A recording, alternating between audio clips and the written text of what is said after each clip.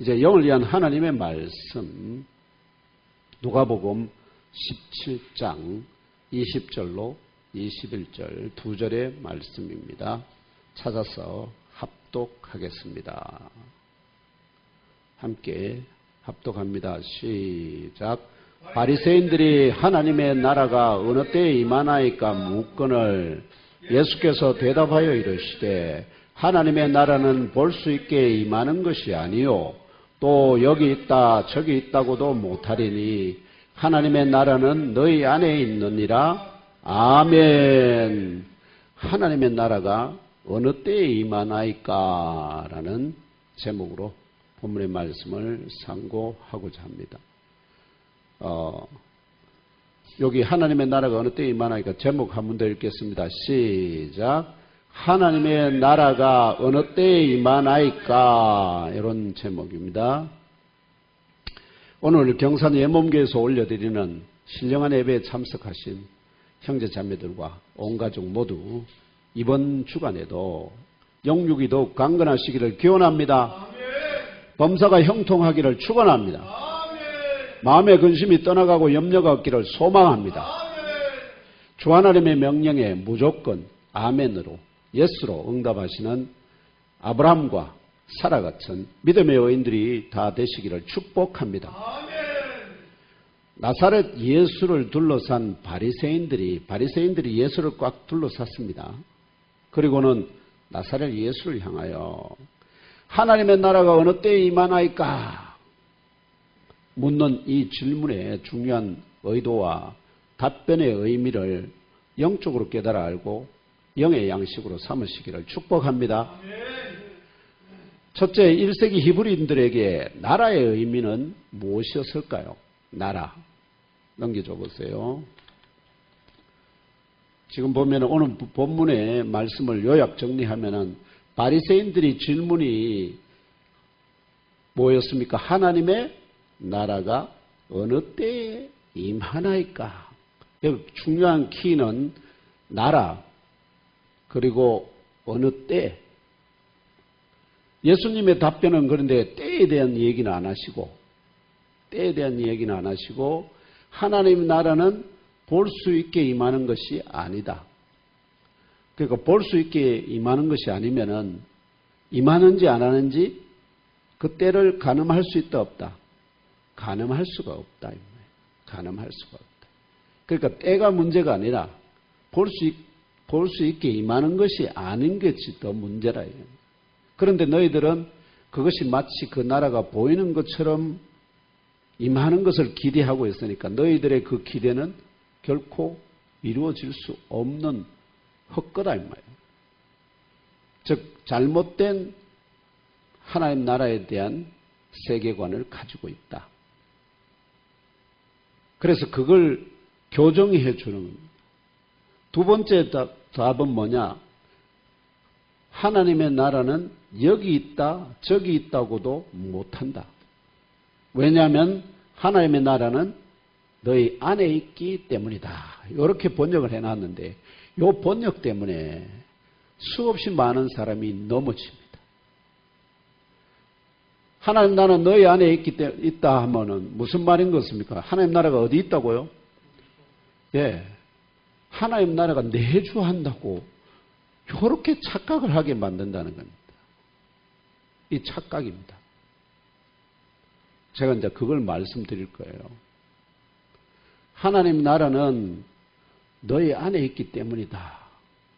이 말이 정말 어지간한 신앙이 굉장히 경륜이 깊은 사람인데도 다 그렇게 믿습니다. 이걸 원문을 가지고 잘 살펴보면요. 이게 얼마나 잘못된 것인지를 알게 됩니다. 그래서 여기에 보면은 예수님의 질문과 답변의 공이 나오는 것이 하나님의 나라. 그래서 나라라는 개념이 우선 정확해야 되고 거기에 그 하나님의 나라, 대한민국도 나라잖아요. 대한민국도 나라인데 대한민국하고 다른 대한민국은 뭐냐니까 나라 국자가 끝에 있잖아요. 대한민, 대한 사람이 백성이 주인인 나라, 대한민국. 근데 지금 하나님의 나라는 주인이 다르다는 거예요. 예? 그래서 이제 그 나라에 대한 개념을 이해해야 하나님의 나라가 뭘 의미하는지를 알게 되고, 그 다음에 왜 그들은 어느 때에 임하냐고 물었는데 하나님 나라는 볼 수 있게 임하는 것이 아니다. 그리고 하나님 나라는 여기 있다 저기 있다고도 못한다. 왜냐하면 그 이유가 하나님의 나라는 너희 안에 있기 때문이다. 이렇게 대답하시는 예수님의 그 영적인 의미를 아셔야 돼요. 물리적인 의미도 있고요. 실질적인 의미도 있고 영적인 의미도 같이 포함되어 있습니다. 그래서 첫째로 우리가 이제 관심 있게 봐야 될 것 중에 하나가 나라입니다. 나라. 여러분, 나라가 뭔지. 우리는 대부분 다 대한민국, 유나이티드 스테이츠 오브 아메리카, 미국 할 때 우리는 지금 현재는 전부 다 민주주의 체제를 취하고 있기 때문에 성경이 말하는 나라하고는 개념이 달라요. 아시겠죠? 민주적인 개념의 나라하고 하나님의 나라하고는 다르다 이 말이에요. 그래서 이제 나라라는 개념 자체를 우선 성경에서 처음 뭐라고 말하는지를 우선 알아듣는 것이, 왜냐하면 우리는 세상 철학을 배우는 게 아니잖아요. 하나님 나라 말씀 안에서 하나님이 나라를 무엇을 말씀하시는지를 알아야 되기 때문에, 그래서 1세기 히브리인들에게 나라의 의미는 무엇이었을까요? 이 나라. 물론 한자로 나라 국자인데 이 나라에 대한 의미 넘겨줘 보실래요? 예. 자, 나라라고 하는 이 용어는 히브리어로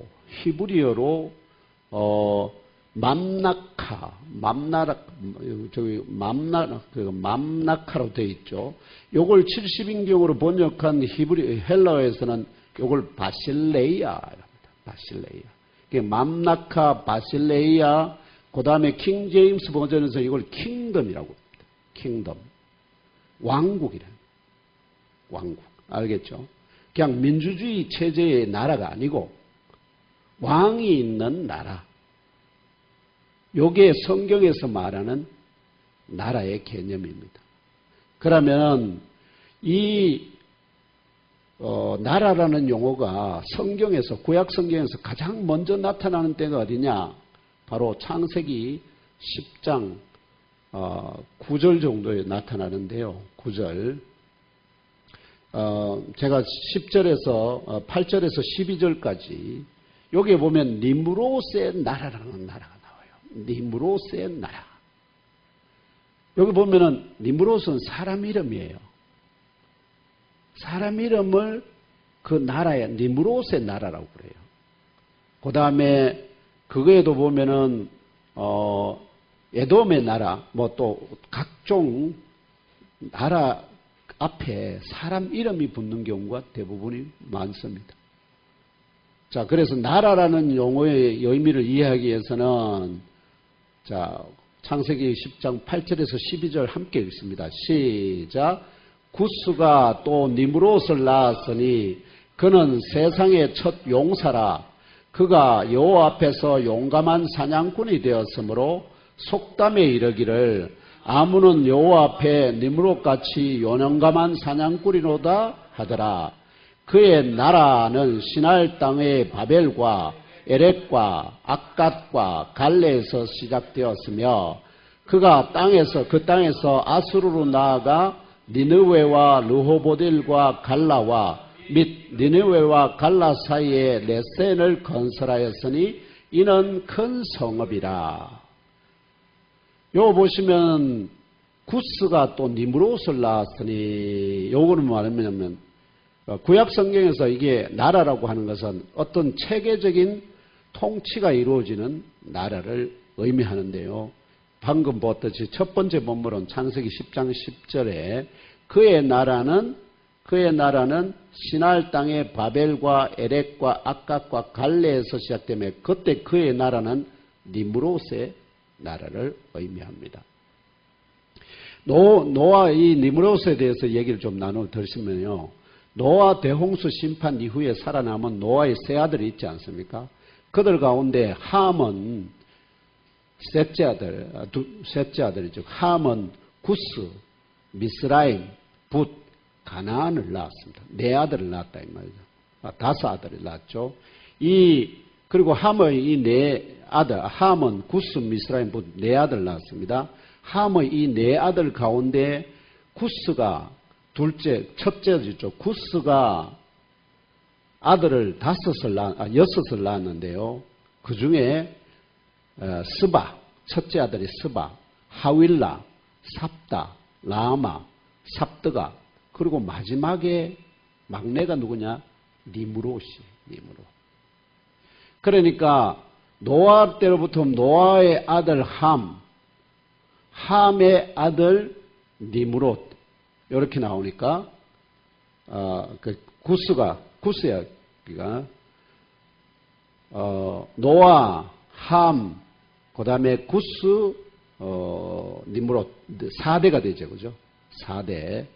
그래서 니므롯 이 구약 성경은 함의 이 여섯 아들 가운데 니므롯, 이 니므롯이 세상에서 첫 번째 용사 곧 영웅호굴이라 증언합니다. 다시 말하면 노아의 고손자죠. 니므롯이 자신의 힘센 것을 믿고 지상에서 신성을 모독하기 시작한 용사 곧 영웅호굴이었다는 증언입니다. 그래서 사람들이 이 사람이 얼마나 유명했는지 사람들이 굉장히 용감한 사람 보면은 그 사람을 빗대서 뭐라고 한다고요? 아, 니므롯같이 용감하구나. 이렇게. 그만큼 용감함의 영웅호글의 표준이 된 사람이 바로 니므롯이. 이 니므롯에 대하여 당대와 그 후대의 사람들이 아까 속담처럼 전파한 이야기가 바로 창세기 10장 9절입니다. 그가 여호와 앞에서 용감한 사냥꾼이 되었으므로 속담에 이르기를 아문은 여호와 앞에 니므롯같이 용감한 사냥꾼이로다 하더라. 이렇게 일컬었다는 겁니다. 이렇게 니므롯이 자기를 따르는 자들을 통치하기 시작하여 니므롯의 나라가 시날 땅과 시날 땅의 바벨과 에렉과 악각과 갈레에서 시작되어서 그것이 점점점 퍼져서 어떻게 해요? 어디로까지 갔다고요? 그가 그 땅에서 아수르로 나아가 니느웨를 결국 누가 건설했느냐? 니느웨와 르호보딜과 갈라와 및 니느웨와 갈라 사이에 레센도 다 이 니므롯이 건설하였다. 근데 이 레센은 굉장히 큰 성읍이었다. 즉 도성이었대. 도성. 니므롯의 나라, 즉 여기에서 나라라는 용어가 나오잖아요. 결국은 그 성경에서 구약 성경, 신약 성경에서 나라라고 하는 것은 왕국을 의미합니다. 즉 왕이 있는 나라. 그래서 그 왕의 이름을 따서 니므롯의 나라 혹은 하나님의 나라. 즉 하나님의 나라의 왕은 누구시라? 하나님이시라. 니므롯의 나라의 왕은 누구라? 니므롯이. 이해되시죠? 그래서 나라라고 하는 것은 지금처럼 민주주의 백성들이 투표해서 뽑는 그런 왕이 아니고 처음부터 태어나면서부터 왕으로 세움을 받은 자. 그래서 니므롯은 처음에는 왕이 아니었지만 그가 사냥꾼이어서 용감한 자니까 모든 사람을 사냥해가지고 다 마치 사냥하면은 온갖 짐승들을 우리 안에 가둬놓듯이 어떻게요? 사람들을 사냥해서 뭐에다 가둬놨다는 거죠. 마치 레센이라는 큰 성에 가둬놓고 마치 그들을 통치했다. 사냥꾼이라는 의미가 그런 거잖아요. 사람들도 짐승만 사냥한 게 아니고 뭐죠? 사람들도 사냥했다 이 말이에요. 그래서 니므롯이 자기를 따르는 자들을 통치하기 시작하여서 니므롯의 나라가 세워졌고요. 그래서 왕이 있는 나라가 왕이 있는 그런 왕이 통치하는 그 나라를 무슨 나라?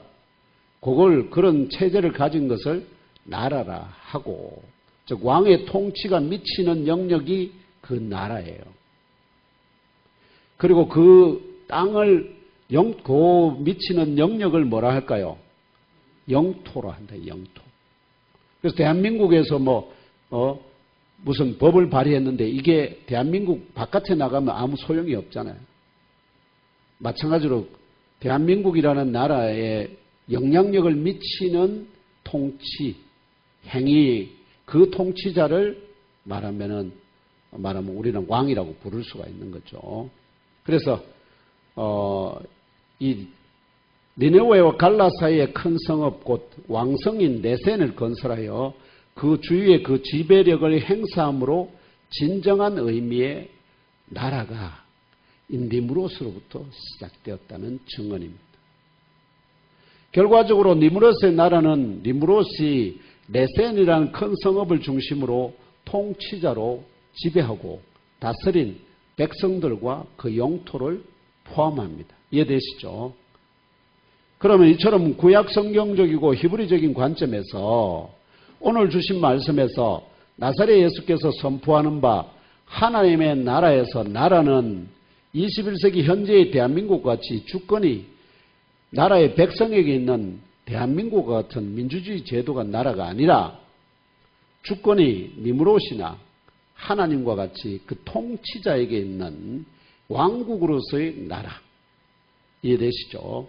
왕국으로서의 나라를 가리킨다는 것을 깨달아 아시기를 축원합니다. 그래서 성경 기자도 이 니므롯이 통치한 나라를 백성들의 나라라 표현하지 아니하고 어떻게 한다고요?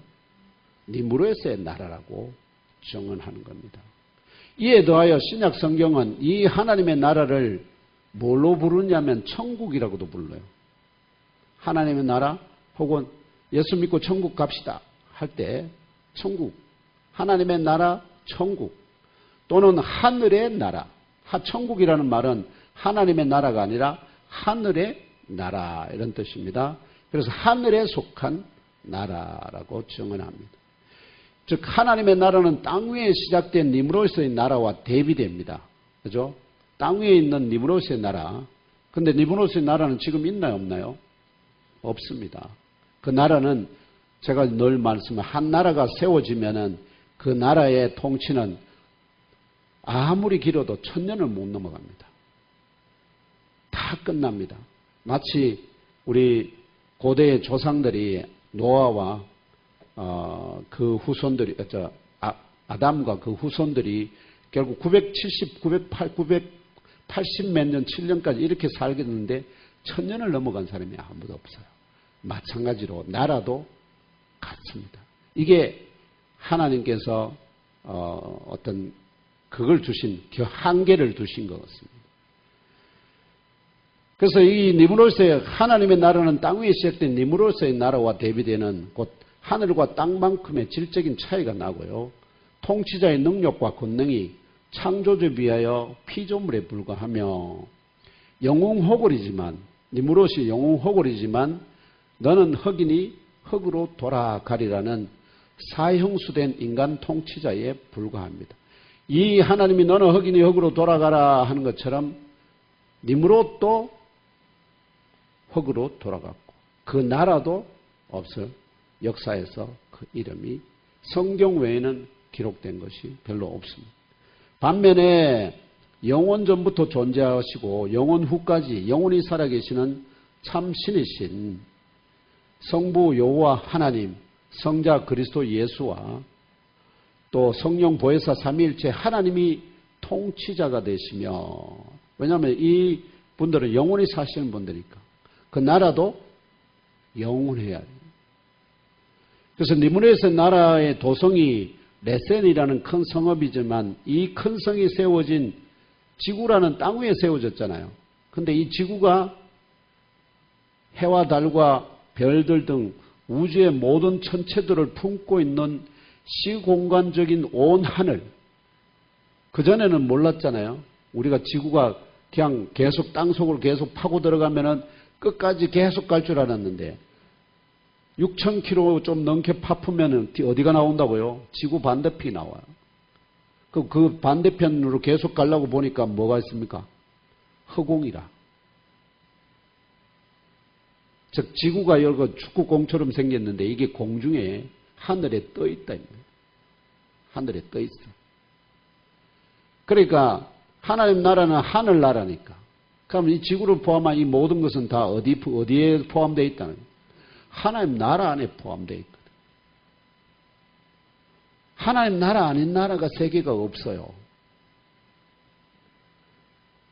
그래서 하나님의 통치, 영역, 곧 하나님의 나라는 온 우주 만물을 다 포함합니다. 우리가 다 지금 어디에 있다고요? 하나님 나라 안에 있다 이 말입니다. 그래서 여기 제가 말씀드리지 하나님의 나라 바실레이아 킹덤은 통치자가 하나님이시고 영토는 하늘, 곧 천국입니다. 그럼 이 천국, 하늘이라는 이 단어의 의미 좀 넘겨봐 주실래요? 자, 이 천국이라는 하나님 나라 또는 하늘 나라, 이것을 왜 우리가 지구라는 것이 공중에 떠 있나, 하늘에 떠 있나, 이걸 이해하려면 이게 의미가 무엇인가, 이걸 이해하려면 처음에 어디로 돌아가야 되냐면 창세기로 돌아가야 됩니다. 하나님이 이 온세 우주를 또는 에덴 동산을 어디에다 창조하셨느냐, 이거와 관련되어 있어요. 넘겨줍시다. 이게 천국인데 창세기 1장 2절에서 3절 함께 읽겠습니다. 시작. 땅이 혼돈하고 공허하며 흑암이 깊음이 있고 하나님의 영은 수면 위에 운행하시니라. 하나님이 이르시되 빛이 있으라 하시니 빛이 있었고. 여기 보면은 창세기 1장 1절에 태초에 하나님이 천지를 창조하시니라 한 다음에 그거는 일종의 제목과 같습니다. 결론입니다. 태초에 하나님이 천지를 창조하시니라. 그러면 그 다음에 어디에다가 어떻게 무엇을 시작으로 창조를 해나간데 그 과정이 3절부터 2절부터 나옵니다. 그 과정. 그래서 하나님이 가장 빛을 지어내시고 그 빛으로부터 만물을 조성하는데 가장 그러면 첫 번째 빛을 어디에 짓느냐 하는 것이 핵심입니다. 빛을 그 짓는 곳 주위에 다 뭐를 짓는다고요? 우주 만물을 지으시거든. 2절에 땅이 온돈하고 공함이 흑암이 깊음이 있고 하나님 영은 수면이 운행하시나, 이 말씀이 얼마나 지금까지도 해석이 안 되고 있습니다. 왜냐하니까 태초에 하나님 천지를 창조하시려고 해놓고 뒤에 또 뭐 빛을 불러내고 땅을 불러내고 물을 불러내고 막 이런 역사가 있거든요. 그래서 창조가 두 번 이루어졌나? 그러면 2절은 이게 뭐지? 이렇게 혼돈을 막 일으키고 있는데 사람들이 뭐에다 초점을 두고 있느냐면 땅에다 초점. 땅이 있나 없나? 그 다음에 흑암은 뭐지? 근데 이 말씀의 핵심은 어디냐 합니까?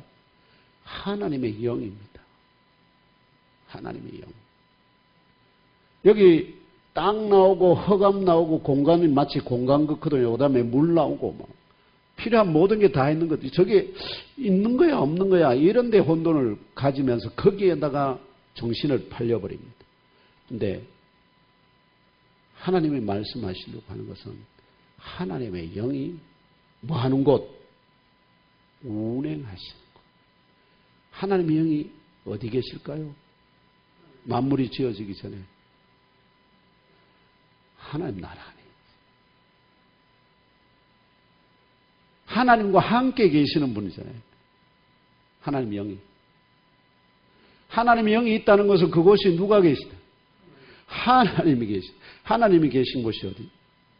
하나님의 나라요. 하나님은 영이시기 때문에 그게가 영적인 세계.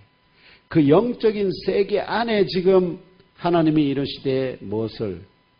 빛이 있으라. 그러고 난 다음에 이 빛을 이용해서 만물을 다 조성해요. 땅과 물과 흙을 다. 그리고 온갖 생물을 다 조성해요. 모두 다 나중에 볼 수 없는 종이 태우면 왜 빛을 내면서 없어질까요? 종이를 태워보세요. 물질 그거잖아요. 근데 태우면 왜 전부 다 그게 뭘로 돌아가죠? 빛으로 돌아가잖아요. 그럼 뭐 찌꺼기 좀 남지만 대부분은 다 어디로 돌아간다고요? 빛으로 돌아가요. 왜 그럴까요? 나무 태워보세요. 뭐든지 태워보세요. 다 무엇으로 돌아가죠? 그게 다 무엇으로 만들어졌기 때문에 처음부터 빛으로 지음을 받았기 때문에 그렇다. 그걸 밝혀낸 사람이 언제부터 그게 밝혀지기 시작했느냐? 아인슈타인이었어. 1900년 이후에. 그러니까 지금부터 겨우 밝혀지기 시작한 것은 100년 안, 100년. 그걸 처음엔 사람 과학자들도 안 믿었습니다. 그걸 믿는데 대충 얼마나 걸렸을까요? 50년. 그래서 1950년 이후에야 됐어야 그때 뭐가 나오냐면 원자폭탄이 나와요. 물질을 특별한 방법으로 폭발을 시키면 일본 히로시마 나가사키에 일어났던 엄청난 빛에 그걸로 사람들을 다 죽이고 지붕 뭔가를 모든 것을 다 깡그리 부숴버리는 무서운 힘, 그게 주로 나오는 것이 빛이에요.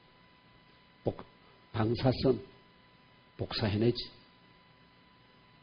그래서 제가 말씀드리려고 하는 건 여러분들이 조심해야 될 거예요.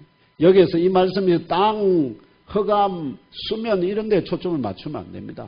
어디에다 초점을 맞추라고요? 하나님의 영이 운행하시는 곳입니다. 영이 운행하시는 그곳이 생각해 보세요. 하나님 아무것도 하고 영적인 세계 안에 지금 물질적인 우주를 창조하려고 하는데 그곳을 좌표를 어떻게 잡죠? 어디라고 주소를 매길까요? 여기가 어디라고? 오직 한 가지밖에 없습니다. 하나님의 영이 거하시는 곳, 운행하시는 곳. 그런데 이걸 2000년 동안 너무나 심플하지 않습니까? 그래서 어떤 분들이 이런 질문을 할 수 있습니다. 아니 그러면 영의 세계 안에 물질적인 세계가 들었단 말이야? 그게 가능해? 말이 안 되잖아. 어떻습니까? 지식이 있을수록 더 그런 질문이 강합니다. 지식이 없으면 뭐 그런가 보다 이렇게 하는데 영과 물질적인 것은 완전히 분리하는 입장에서는 이게 섞일 수가 없거든요. 섞이면 안 돼요. 영은 영이고 육은 육이고 그런데 그런 질문에 딱 하나님께서 답을 주신 것이 바로 뭘까요? 사람입니다. 사람은 하나님이 어떻게 만드시죠? 흙으로 그 몸을 조성하신 다음에 하나님의 생명의 호흡을 여기에 분유하거든요. 그걸 누구에게? 사람에게 부어넣어서 그에게 영이 물질 안에 육체 안에 영이 거하는 것도 가능하신 분인데 영적인 세계 안에 물질적인 세계를 창조하는 게 불가능하겠습니까? 어느 게 어렵겠습니까? 물질 안에 영을 부어넣는 것이 어렵겠습니까? 영적인 세계 안에 물질적인 것을 창조하는 것이 어렵겠습니까? 그런 하나님의 능력을 모르는 데서는 영적인 무지가 사람들을 혼란스럽게 하고 그래서 도대체 이 세상이 어떤 곳인지를 파악하는 데 실패했다. 그래서 영적인 세계 안에 물질적인 천체들을 포함하는 시공간적인 우주가 자리하고 있습니다. 믿습니까? 물론 이러한 저의 해석에 대해 어떻게 영적인 세계 안에 물질적인 것이 존재할 수 있냐 의문을 제기하는 분들이 계실 것입니다. 그럼 제가 그런 분들한테 그러면 물질 안에 사람 안에 하나님의 영이 하나님이 창조하신 영이 있는 것은 어떻게 설명할 건데 둘 중에 하나는 둘 다 안 믿든지 둘 다 받아들이든지 할 수밖에 없습니다. 하나님 나라 안에 창조된 에덴 동산에서 아시겠죠? 하나님 나라 안에 창조된 에덴 동산에서 범죄하여 사형수로 전락한 아담과 하와를 에덴 동산 밖 곧 하나님의 나라 안에 세워진 감옥소입니다. 에덴 동산은 자유가 있습니다. 뭐라고 했습니까? 선악과를 제한 모든 것을 네가 임의로 먹되 뭐가 있습니까? 전적인 자유, 뭐 하나 빼고 선악과, 전적인 자유. 그런데 그 자유를 뺏기는 일이 벌어졌죠. 바로 선악과를 범했기 때문에. 법이 뭐였냐면 선악과를 범하지 말라, 범한 애는 반드시 죽으리라는 사형에 해당되는 범죄였거든요. 그 범죄를 저질렀으니 마땅히 뭐가 선고될 수밖에 없습니까? 사형, 너는 흑인이 흑으로 돌아가는 사형이 선고되고. 근데 사람에게서 딱 따져보니까 너는 흑인이 흑으로, 그럼 뭐가 돌아간다는 거예요? 흑은 사람의 본질 중에서 뭐가 흑이죠? 몸이잖아요, 몸. 그러면 몸은 흑으로 돌아가야 되는데 이건 절대적이에요. 그러면 영은, 그 영이 바로 뭐라는 거죠? 그 영을 두고 하나님과 사탄 마귀 사이에, 뱀 사이에 쟁탈전이 벌어지고 있다. 뱀은 어떻게 해요? 이 모든 사람의 영을 자기와 함께 불못으로 끌고 가고자 하고, 하나님은 그 중에서 택정한 자들을 한 사람이라도 더 살려서 본향 에덴 동산으로 돌아오게 하려고 하는, 이걸 영적인 전쟁. 요게 창세기 3장 15절의 의미입니다. 하나님이 이르시되 내가 너로 여자와 원수가 되게 하고 여자의 후손도 너희 후손과 원수가 되게 하리니 너희 후손은, 여자의 후손은 네 머리를 상하게 할 것이요 너는 그의 발꿈치를 상하게 할 것이요. 요게 영적인 전쟁. 이 영적인 전쟁을 승리로 이끄시기 위해서 하나님이 예비하신 총사령관이 바로 여자의 후손입니다. 여자의 몸에서 직접 생산되는 한 아들. 남자의 후손이 아닙니다. 여러분 다 남자의 후손이에요. 우리는 다 남자의 후손이에요. 아버지가 있잖아요. 근데 예수님은 사람 아버지가 없습니다. 어느 아버지가 있죠? 영의 아버지가 있습니다. 영의 아버지. 그래서 인류가 실존하며 살아온 이 지구를 품고 있는 이 시공간의 우주의 영적 실체와 의미와 더불어 자신이 어떠한 존재로 실존하고 있는지에 대한 무지로 인하여 사람들이 결국 어떻게 되었느냐? 교만하게 행하게 되었고, 결국은 공중의 권수 잡은 자와 함께 영원한 불못으로 끌려가고 있는 중입니다. 그런 사형수들 가운데 하나님께서 그 감옥소에 누가 찾아왔느냐? 하나님의 아들 그리스도가 찾아왔어요. 그런데 그분은 죄인이 아니기 때문에 그는 죽임을 당할 수가 없어요. 그런데 사탄 마귀와 그의 사주를 받은, 말하면 뱀의 자손들이 그를 결국 십자가에 못 박아 죽였죠. 그러므로 말미암아서 결국은 그 그리스도의 그 피가, 그 십자가의 대속의 피를 믿는 모든 자에게 무엇을? 특별 사면을 베푸겠다는 하나님의 은혜가 결국은 이루어지게 되었고, 그래서 결국은 우리는 다 지금 똑같이 여전히, 아시겠죠? 여전히 하나님 나라 안에 영적 감옥소에 갇혀 있지만 사형수로. 그런데 우리는 지금 뭘 받았다는 겁니까? 특별 사면. 특별 사면. 때가 되면 너는 그 감옥에서 풀어서 어디로? 본향인 에덴 동산으로 되도록 하는 그 복을 허락해 주신 것. 이게 인생에서 가장 큰 복입니다. 이거보다 더 큰 복이 없습니다. 왜? 나름 나머지 모든 것을 이 땅에서 뭐 권력을 누리고 온갖 것, 근데 100년 지나면 다 허물어집니다. 근데 우리가 받은 생명은 영원한 겁니다. 그 행복은 영원하고 이 세상에 아무도 맛보지 못한 뭐죠? 생명나무의 열매를 먹는 복을 누리게 될 것입니다. 결론적으로 이 지구라는 땅 위에 세워진 세상의 나라들은, 니무롯의 나라들은 나사렛 예수 그리스도께서 심판주로 다시 오시는 재림의 그날에 모두 사라집니다. 왜냐하면 최후의 심판이 되면 그의 그 감옥소에 가둬둘 죄수가 있을까 없을까요? 가둬둘 죄수가 없어요. 더 이상 구원받을 죄수가 없기 때문에 거기 있는 모든 죄수들은 다 집단 사형 집행이 돼서 어떻게요? 모두 불못으로. 이미 그 전에 모든 믿는 자들은 그리스도께서 다 본향으로 데려가셨기 때문에. 그래서 재림의 그날에는 구원받는 자가 없습니다. 새하늘과 새 땅으로. 그래서 감옥소 자체도 어떻게요? 필요가 없으니까. 다시는 범죄할 자가 나오질 않거든. 두 번 반복되지 않습니다. 그 역사는. 그래서 새하늘과 새 땅으로, 신령한 하늘과 신령한 땅으로 거듭나고 오직 하나의 나라, 곧 하늘에 속한 나라, 천국, 하나님의 나라, 곧 그리스도 예수의 나라로 완성되는 것이 예언되어 있습니다. 그런 그리스도를 우리는 어떻게요?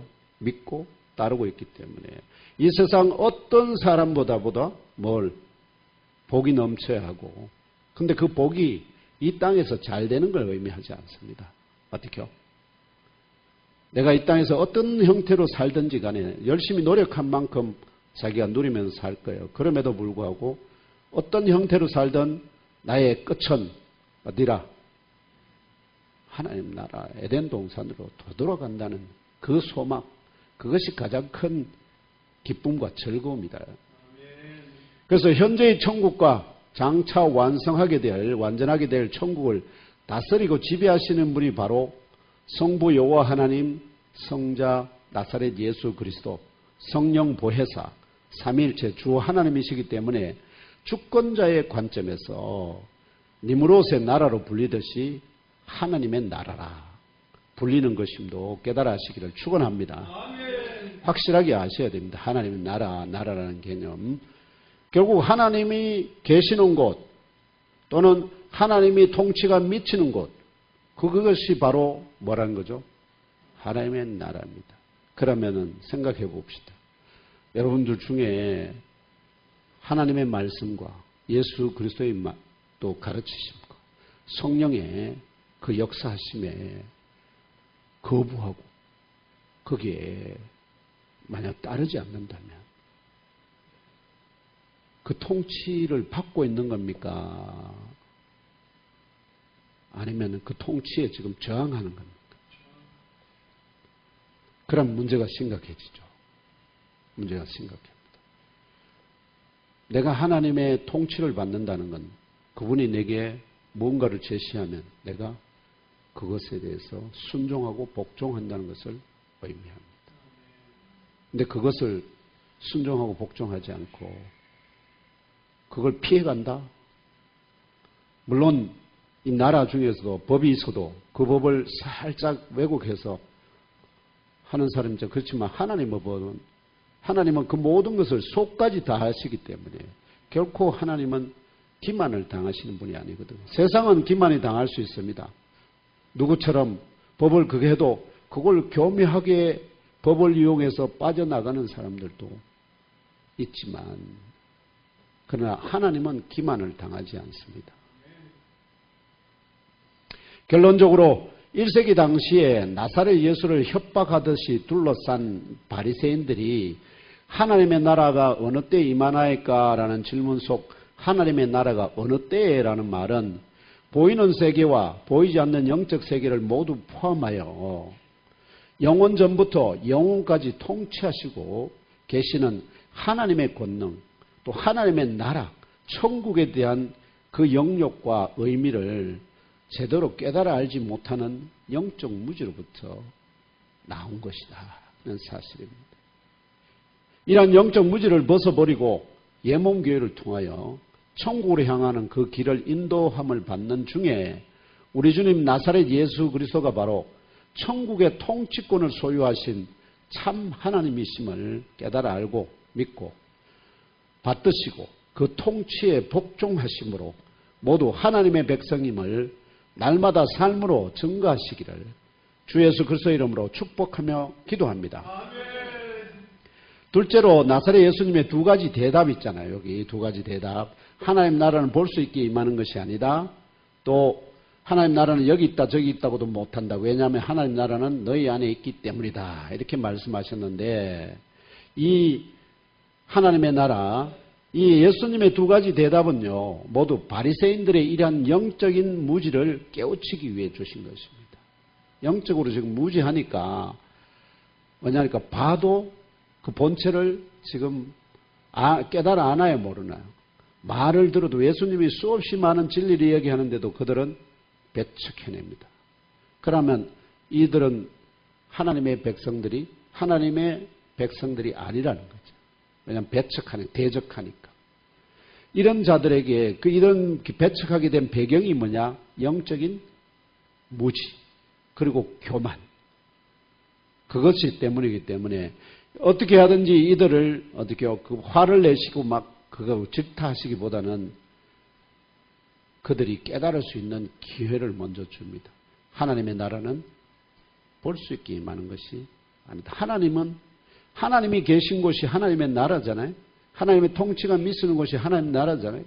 그런데 이 바리새인들은 하나님의 율법은 온전히 그것을 지키려고 막 하는데 정작 그 말씀의 본체가 되신 나사렛 예수는 못 알아보거든.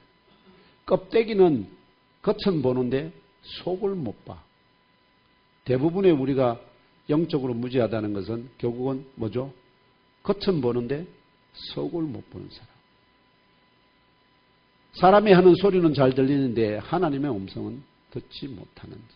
그래서 결국은 하나님의 나라는 하나님의 통치권이 미치는 보이는 우주, 시공간적 우주와 보이지 않는 영적 세계를 모두 포함하기 때문에 하나님 나라는 볼 수 있게 임하나요? 이미 하나님 나라 안에 있는데 내가 어떤 존재로 있는지를 모르는 것이 제일 큰 문제입니다. 그 다음에 하나님 나라는 여기 있다 저기 있다고도 할 수 있나 없나요? 모든 것이 다 어디에 있기 때문에 하나님 나라 안에 있는데 그걸 몰랐다는 거죠. 그걸 몰랐다. 지금까지도 마찬가지로 모르고 있습니다. 지금까지도. 여러분들이 지금 저를 통해서 가장 먼저 이런 진리를 깨달아 알고 듣고 있다 하는 것을 아시면 좋겠습니다. 다시 말해서 하나님의 나라는 이 물질적, 시공간적 우주에 속하는 것이 아니라 오히려 이 물질적 우주를 포함하는 영적이고 무한한 세계로서 시공간의 한계를 그을 수 없을 뿐만 아니라 또한 가시적 눈으로는 볼 수도 없고 에스겔과 같이 영안이 열린 선지자들에게 선별적으로 보여주거나 왜냐하면 하나님 나라, 에스겔은 하나님 나라를 보거든요. 그거 보면은 영적인 존재들이 하나님의 그 수레를 끌고 움직여가는 것들을 봅니다. 또 변화산에서 나사렛 예수의 기도로 세 제자, 네 제자죠. 네 제자가 뭘 봅니까? 하나님 나라가 열리고 모세와 엘리야와 그리스도께서 함께 대화하는 것을 보게 되거든요. 거기에 하나님 나라가 열렸어요. 그러니까 하나님 나라는 어쩌면 우리 눈앞에 있는지도 몰라요. 근데 우리가 뭐 한다고? 보지 못한다. 보지 못한다. 이런 신비한 세계임을 아셔야만 합니다. 이러한 신령한 지식과 믿음을 전제로 한다면 하나님 나라는 볼 수 있게 임하는 것이 아니요. 눈앞에 있어도 뭐 한다죠? 안 보인다 이 말이에요. 눈앞에 있어도. 눈앞에 있어도. 그런 것들이 있거든요. 뭐 저게 그 자외선 같은 걸로 이렇게 비밀 그 안전장치를 해놓으면은 그냥 사람 눈으로 안 보이는데 뭘 뿌리면 특별한 가스나 이런 걸 뿌리면 여기에 색깔이 탁 보여줍니다. 그처럼 하나님의 특별한 간섭에 의해서 그 영안이 열리면은 보여질 수 있다. 또 영적인 귀가 열리면은 하나님이 그 음성을 들려주실 수 있다. 그래서 하나님의 나라는 볼 수 있게 임하는 것이 아니요라는 나사렛 예수의 대답이 의미하는 바는 하나님의 나라는 가시적 눈으로 볼 수 없는 하나님이 다스리는 신비한 세계로서 항상 실제하며 눈에 보이지 않는 특별한 영적인 속성을 가졌을 뿐만 아니라 너무 크고 깊어서 너무 크고 깊습니다. 하나님 자신도 우리가 사람이 볼 수 없는데 그 하나님과 그 크기가 하나님 나라가 커야 될까요? 하나님이 크실까요? 하나님 나라가 더 커야 되잖아요. 그런 나라를 하나님도 못 보는데 하나님 나라를 본다? 불가능한 일이죠. 또 가시적 눈을 볼 수 있는 한계를 가진 이 세상의 지상 나라는 본질적으로 다르니 지금까지 알고 있는 하나님의 나라에 대한 잘못된 지식과 믿음을 벗어버리라 하고 지금 바리새인들에게 말하는 거예요. 하나님 난 언제 임하나요? 하니까 하나님 나라는 볼 수 있게 임하지도 않는데 너 그 잘못된 것을 벗어버리라.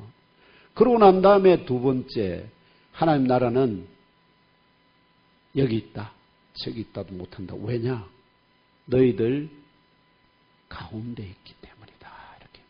여기 이 나사렛 예수의 이 의도에 맞추어 하나님의 나라에 대한 잘못된 지식과 믿음을 벗어버린 바리새인들만이 이어주는 두 번째 대답을 받아들일 수가 있습니다. 이걸 벗어 하나님 나라는 볼 수 있게 임하는 것이 아니다. 그러면 내 눈으로 확인하려고 해서는 관찰해서 그걸 알려고 해서는 안 된다. 무엇으로? 그것을 제대로 가르치는 선생의 말을 잘 들어야 한다.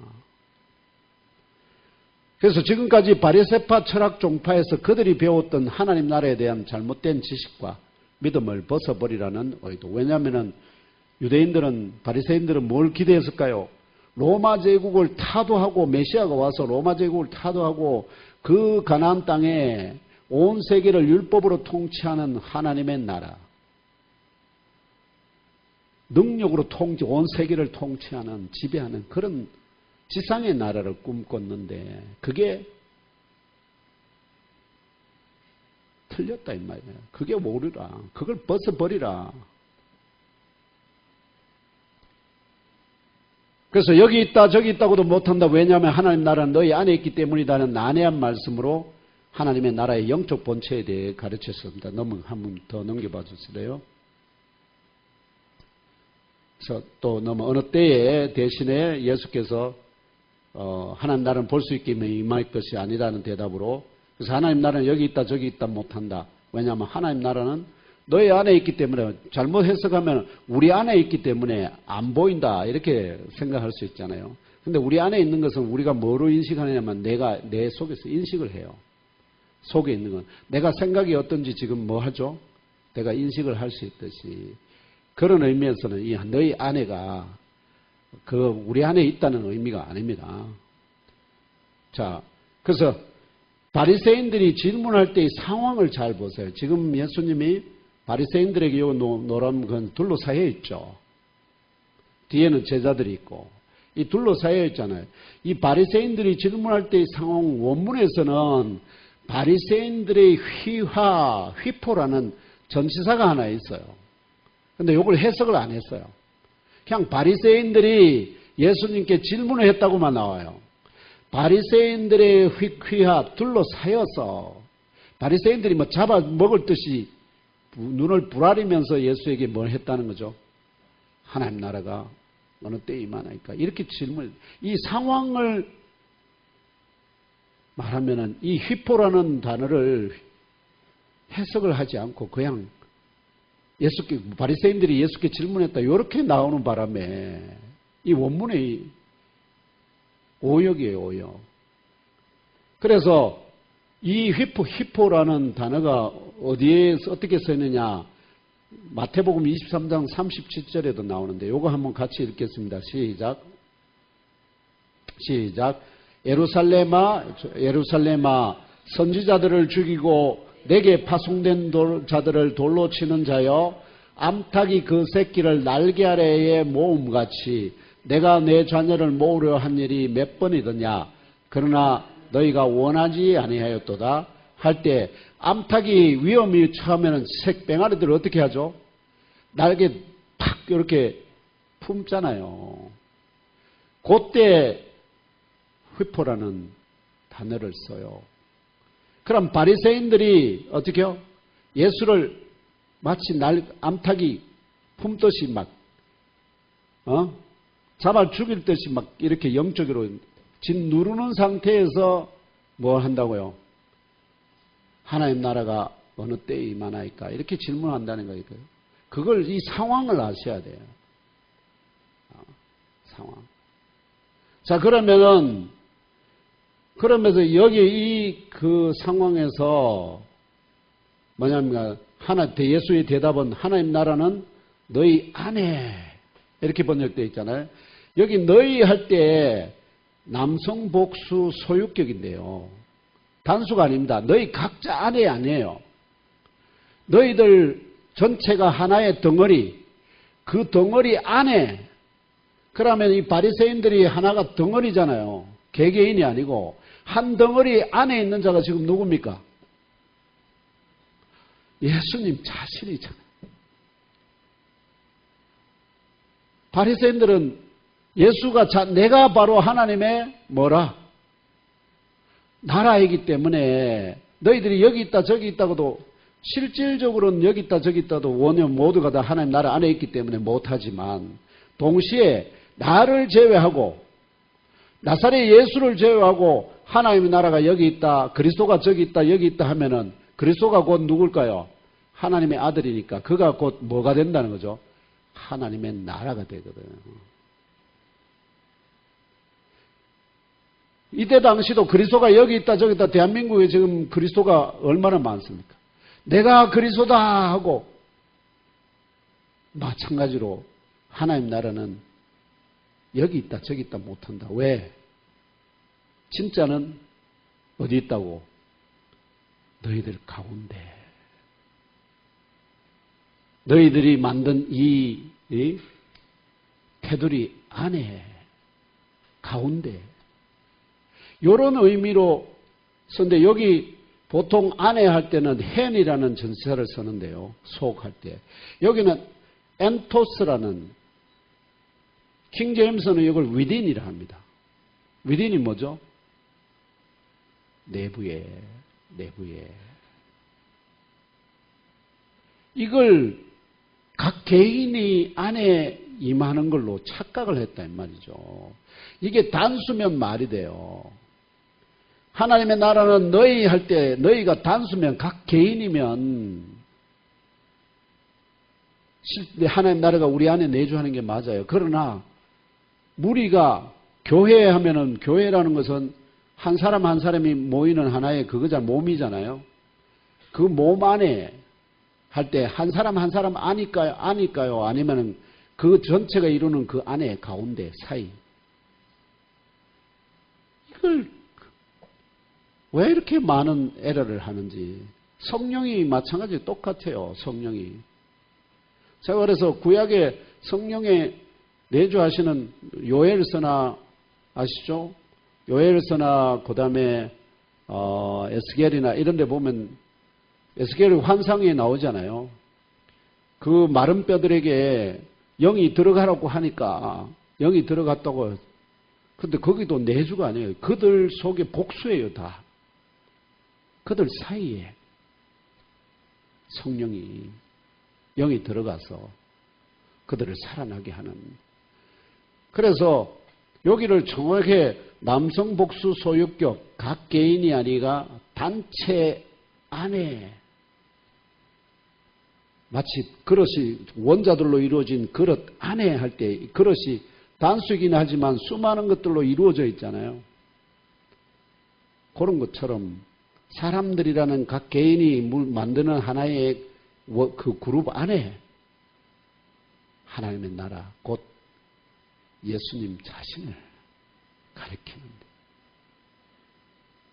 아까 이야기했듯이 나라라고 하는 것은 결국은 통치자가 누구냐? 하나님 나라의 통치자는 누구죠? 하나님. 하나님이 계신 곳이 곧 거기가 하나님의 나라입니다. 예수는 누구십니까? 하나님이십니다. 우리는 흔히 하나님의 아들이라고 하지만 하나님 자신, 성령도 하나님이십니다. 예수가 계신 그곳이 곧 통치자가 거기 있어요. 하나님의 나라입니다.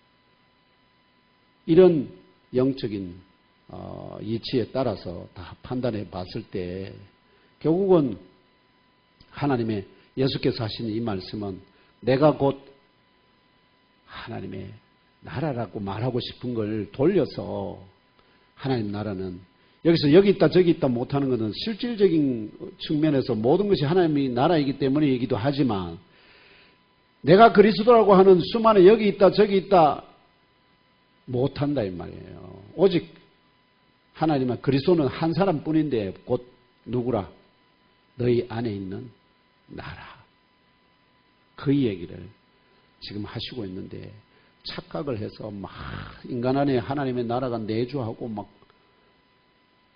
성령이 내주하고 막 이런 희한한 설교들을 하는 자들이 많다. 이게 오늘 우리 시대에 참 왜냐니까 영적인 무지가 성령과 관련된 역사를 미국은 영적으로 무지하지 않으면 그렇게 말할 수가 없거든. 그래서 하나님의 말씀을 단어 하나, 원문 하나하나 가감없이 거기에는 다 의미가 있는데 그 단어들을 빼버리고 번역도 안 하고 포함도 안 하고 왜 이게 이 단어가 왜 여기 있을까 하는 고심도 없이 그냥 바리새인들이 질문도 바리새인들이 직접 질문한 게 바리새인들에 의해서 질문을 받게 되었다 이런 뜻입니다. 바리새인들이 휘하해서 질문을 예수께서 그가 질문을 받게 되었다 이렇게 수동태로 표시가 되어 있기 때문에 그래서 그런 의미 자체를 미세한 뉘앙스 자체를 잘 이렇게 성도들에게 진리를 올바로 전해야 되는데 이걸 그냥 무시하고 자기가 이해하기 편한 대로 그냥 성령이 내주한다는 말은 하나님 나라가 내 안에 있다는 말 얼마나 기분 좋아요. 그렇지 않습니까? 그런데 그거는 진실이 아니란 말, 진리가 아니란 말이에요. 그런데 성도들은 다 그렇게 믿고 그렇게 기도하고 그러니 성령이 역사할 수가 있느냐는 거예요. 잘못된 지식 위에 성령은 역사하지 않습니다. 그래서 하나님 나라가 여기 있다 저기 있다 못하는 이유는 하나님의 통치자 하나님은 무서부재하기 때문일 뿐만 아니라 하나님의 아들 그리스도가 여기 있다 저기 있다고 사람처럼 내가 그리스도다 내가 그리스도다 내가 그리스도 하지만 그것들은 다 뻥이고 진짜 그리스도는 너희들 가운데 너희들이 둘러싸고 있는 나다. 얼마나 현실적 얼마나 지혜로운 대답이십니까? 다시 말해서 실질적으로도 우주 만물과 시공간이 모두 다 하나님의 나라 곧 영적인 세계 안에 있기 때문이고 영적으로는 하나님의 본체적인 영이 거하시고 역사하시는 곳이 바로 하나님의 나라이기 때문입니다. 마태복음 28장 28절 29절에 나사렛 예수께서 성령을 힘입어서 귀신들을 쫓아내니까 바리새인들이 뭐라고 그러죠? 저기 바알세불 귀신의 왕을 힘입어서 입을지 안 그런 귀신을 못 쫓아낸다 이러니까 그럼 너희들 아들들은 귀신을 어떻게 쫓아내느냐 하면서 하신 말씀이 그러나 내가 하나님의 성령을 힘입어 귀신을 쫓아내는 것이면 하나님의 나라가 이미 너희에게 임하였느니라. 성령도 계시고 누구도 계시라고 하나님의 아들도 함께 계셔서 귀신을 쫓아내니까. 귀신이 쫓겨난다는 것은 하나님의 통치가 시행된다는 거잖아요. 하나님의 통치가 시행되는 그것이 뭐라고요? 하나님의 나라거든. 다시 말해서 세상에서도 사람이 자기보다 강한 자의 집에 들어가 그 세간을 강탈할 수 없잖아요. 자기보다 강한데. 그러면 어떻게 해야 될까요? 여럿이 가서 그 강한 사람을 어떻게든 결박을 묶어놓고 그러고 난 다음에 세간을 강탈해 가듯이 귀신을 쫓아내려면은 뭐보다 강해야 될까요? 귀신보다 강한 자. 귀신보다 강한 자는 하나님이시다. 하나님이시다. 그래서 하나님의 통치가 귀신의 쫓아냄으로부터 그것이 증거가 되고 있다 하는 말씀입니다. 이는 나사렛 예수 하나님의 아들 그리스도 곧 하나님의 본체적인 영을 부여받으신 유일한 사람이기 때문에 나사렛 예수 안에 내주하신 하나님의 영이 또한 성령이 그 위에 임하여 역사하심으로 곧 하나님의 나라이시기도 합니다. 따라서 나사렛 예수 그리스도를 둘러싼 바리새인들 내부에 실제하시는 그리스도가 그분만이 바로 나머지 다른데 그리스도가 저기 있다 여기 있다 하는 건 다 거짓이고 오직 너희들 안에 지금 내 말을 듣고 있는 너희들 안에 있는 내가 바로 진짜 하나님 나라를 통치하는 그리스도다 하는 증언입니다. 또한 오순절 성령의 임재로부터 태어나 자라기 시작한 신약교회, 예몸교회도 비록 이 세상에서 요즘 하나님의 나라이긴 합니다. 왜냐하면 그리스도의 몸이잖아요. 그리스도께 계신 것이 어디라? 뭐라? 하나님 나라. 이 세상 가운데 그리스도의 몸이 존재하는 것은 교회거든. 교회가 곧 하나님의 나라이기도. 하지만 많은 분들이 교회하면 그냥 교회 건물 이것도 올리는데 그게 아닙니다. 예수님으로부터 연결되어 성령으로 연결되어 있는 모든 성도가 이루는 하나의 공동체를 뭐라고 부른다고요? 그게 예몸교회입니다. 예몸교회. 그래서 예몸교회는 여기 있다 저기 있다 할 수 있습니까? 온 세계에 다 몸들이 흩어져 있거든요. 흩어져 있어요. 결론적으로 이 지상나라가 아닌 하늘에 속한 나라, 천국고 삼위일체 주 하나님이 친히 통치하시는 하나님의 나라에 들어갈 수 있는 기회는 모두에게 열려 있습니다. 그럼에도 불구하고 그 마감의 때가 지금 얼마 남지 않았습니다. 이제 2025년 예몽교회 지체된 저와 형제자매 여러분은 자신의 소유한 모든 것을 팔아서라도 천국으로 비유된 최고급 진주를 사는 지혜로운 장사꾼과 같이 오직 천국에 들어가는 데만 온 정신을 집중하여 그대로 받아들이라는 주 하나님의 음성을 듣는 그대로 어린아이와 같이 순전하게 믿고 또 하나님의 나라 주권을 소유하신 나사렛 예수를 그리스도를 참 하나님의 나라로 깨달아 알고 믿고 심령 깊이 진리로 영접하시기를 주 예수님 이름으로 축복하며 기도합니다. 아멘.